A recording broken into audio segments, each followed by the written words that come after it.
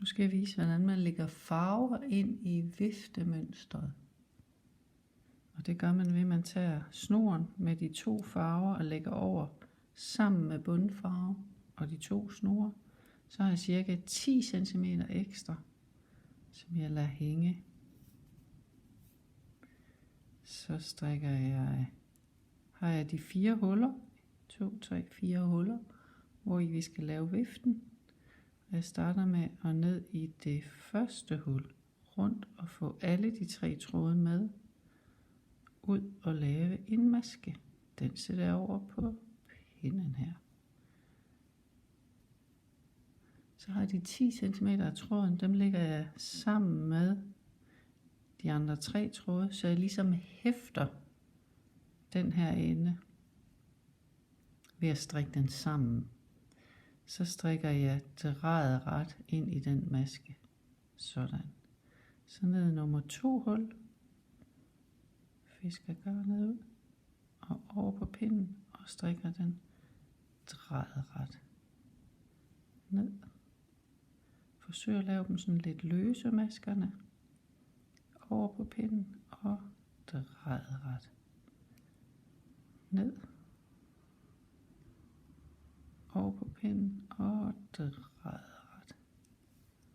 Så har jeg lavet 2, 3, 4 masker.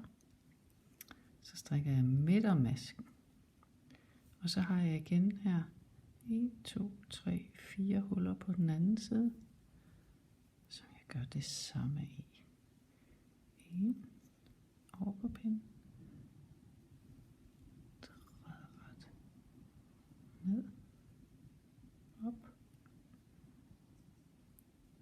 drejet ned, op, drejet over på pinden og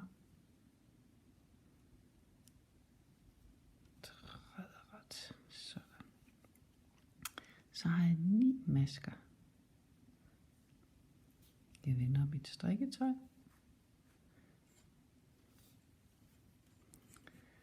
Så strikker jeg de 9 masker vrang sammen.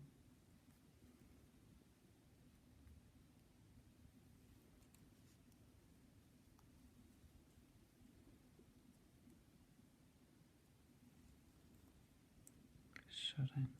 Så vender jeg strikketøjet igen.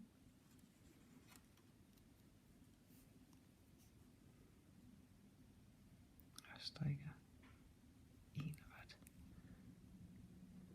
Så lader jeg enden være her. Den skal hæftes. Så strikker jeg videre bare med bundfarven. 1, 2, 3.